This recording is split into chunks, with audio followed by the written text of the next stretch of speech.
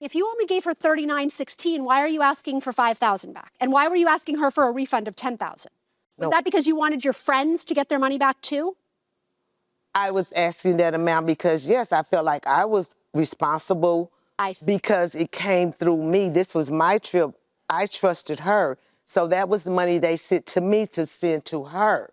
Okay, let's get to your cross complaint. If we can get up defendant's evidence, page 23, I have some email exchanges. I believe from you, Ms. Anderson, you knew that she was a member of a particular sorority? Mm-hmm. Okay, so let's get to it right here. You say she stole over $10,000 from me and my family. Is there anything you can add to that? Because it sounds like you were sort of trashing her name to the people that she was. No, I was saying she needed help because from my understanding, she has a gambling problem. So then that's where that story hitting me at, like, okay, well, maybe she did take our money and went to the boat with it. Casino. Not only did she do that, she was calling my family, telling them that I stole her money. I never planned her trip. All of that is not true because I did work on it. I did not steal the money from you. Listen, at the end of the day, Ms. Anderson, I don't think that the defendant was taking your money and gambling it away. For you to make that assertion is crazy. Only because I did see from the beginning, it was the defendant's idea to have everybody on an email so that they were all getting the information at the same time, accurate information, and she was also urging people to pay you deposits or pay the hotel directly. So if she was trying to scam you out of some money, she would have asked everybody to pay her, but she didn't. I'm just devastated that my trip didn't happen. That I understand, and the money. that she took money and you didn't get it back. My concern is that you call her a thief and that she stole your money. You say that a number of times.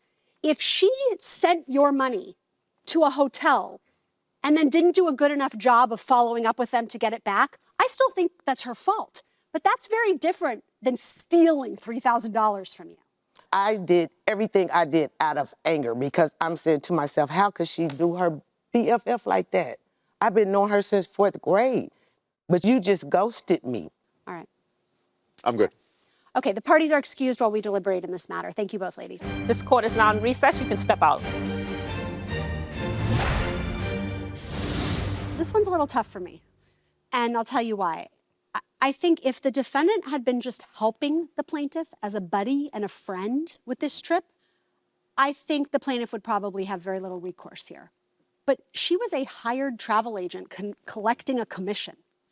And I don't think you get to just say you're a pain in the butt, figure out your own deposit situation when that happens. At the same time, I think the plaintiff defamed the defendant. I don't think that she stole money from her, and I don't think there was a good faith basis to accuse her of stealing money. I agree, and I also think that the plaintiff was acting more out of emotion because this big retirement trip started to crumble. She had to make all these changes. I still haven't heard a valid explanation as to why the defendant hasn't tried to get her money back. With respect to the amount of money that she put up for the banquet, I think she has proven her case that she needs to get that back. But I also agree with you, Rachel, that she was defamed. She was told to her sorority sisters that she was a thief that stole $10,000. And to be defamed in that way, it has to cost, and I think she owes something for that. So I agree with everything you all stated. I think for me, it's about the numbers. Yeah. Mm-hmm. I'm not sure if the plaintiff proved the other $900.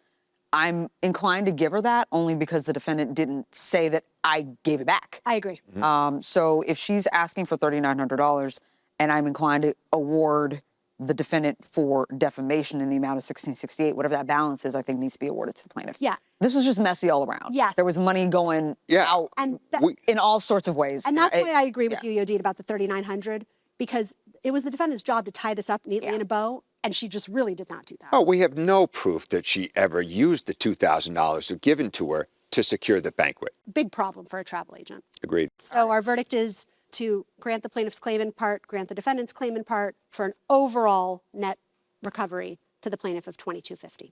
Great. Agreed.